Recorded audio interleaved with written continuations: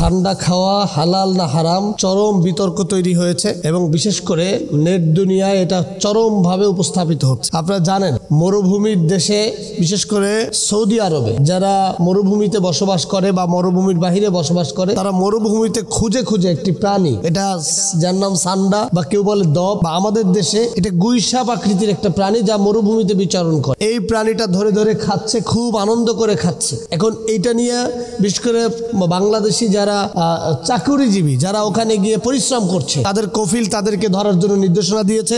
কেউ কেউ ভিডিও করে বলছে যে আমি এটা ধরতে না পারলে আমার কফিল আমার চাকরি নিয়ে যাবে, কেউ বলছে আমার ভিসার মেয়াদ শেষ করে দিবে। বিভিন্ন কথাবার্তা চলছে, আর যার ফলশ্রুতিতে এটা ব্যাপক আলোচনা এসেছে।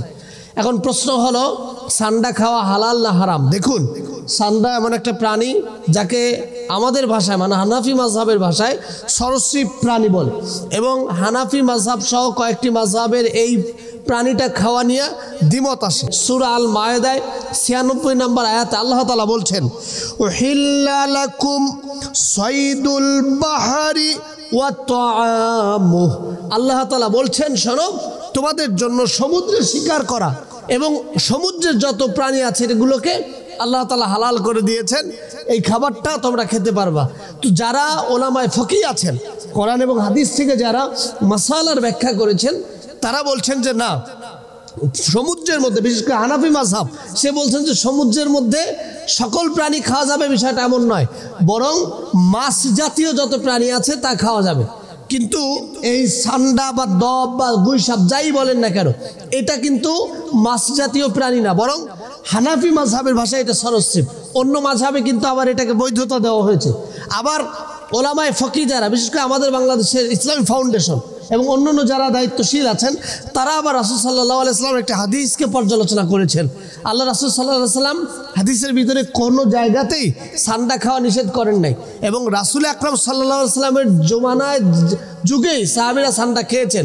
বিশেষ করে খালিদ বিন ওয়ালিদ তিনি যে সান্ডা খেয়েছেন তার প্রমাণ হাদিসের ভিতরে পাওয়া যায়। রাসূল আকরাম সাল্লাল্লাহু আলাইহি ওয়াসাল্লাম তিনি সাহাবীদেরকে নিষেধ করেননি, আবার নিজেও খাননি, যার ফলে সান্ডাকে স্পষ্টভাবে হারাম বলারও সুযোগ নাই, নিষিদ্ধ বলারও সুযোগ নাই, আবার না জায়েজ এটা সুন্নত এটা খেতে হবে এমনও বলার সুযোগ নাই। সুতরাং যারা আজকে বিতর্ক তৈরি করেছেন বা যারা আলোচনা করছেন তাদেরকে আমি বলবো এটা কোনো বিতর্কের বিষয় না।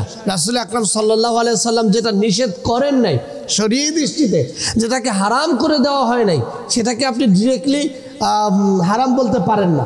এবং যেহেতু সাহাবায়ে কেরাম এটা খেয়েছেন, সেক্ষেত্রে যে কেউ এটাকে খেতে পারে। আর যার ঘৃণা মনে হয় যে খাইতে একটু ইতস্ততা বোধ করে সে খাবে না, আর যিনি পছন্দ করেন তিনি খাবে, তাহলে মাসালাটা সহজ হয়ে যায়।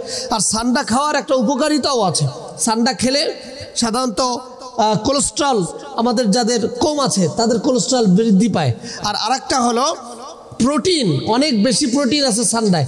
তবে কোলেস্ট্রল যাদের বেশি, পুরুষ মানুষের সান্ডা খাওয়া একটু রিস্ক আছে। তো সেই জায়গাতে ভালোও আছে খারাপও আছে। আর তার থেকে বড় যে বিষয়টা, আমরা যারা অ্যাজ এ মুসলিম হিসেবে নিজেদেরকে উপস্থাপন করি, আমাদের অনেক খাবার যে খাবারগুলো আমাদের কাছে অপছন্দনীয় আমরা সেগুলো এড়িয়ে চলবো। হালাল হারামটা তো শরীয়তে নিষিদ্ধ, কিন্তু আমাদের পছন্দ অপছন্দের ক্ষেত্রে আমরা নিজেদেরকে একটু সংযত করার চেষ্টা করব। আর মরুভূমিতে বিশেষ করে যারা মরুর শায়েক আছেন, যারা মরুর দায়িত্বে আছেন, তারা এই খাবারটাকে যৌবনের একটা শক্তি মনে করে, তারা সেটাকে খেতে পারে। আমরা যারা বাঙালি বা আমরা অন্য দেশের মুসলমান, এখন আমরা যদি ধরে ধরে গুইসাপ খাওয়া শুরু করি তাহলে বিষয়টা একটু অন্যরকম হয়ে যায়।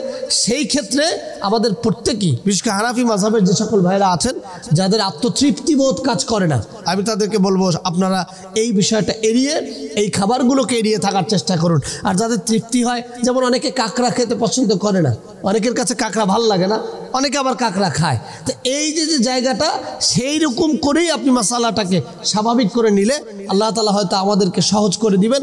আল্লাহ তাআলা আমাদেরকে দ্বীনের জন্য শরীয়তি খাবার, হালাল খাবার খাওয়ার তৌফিক দান করুক।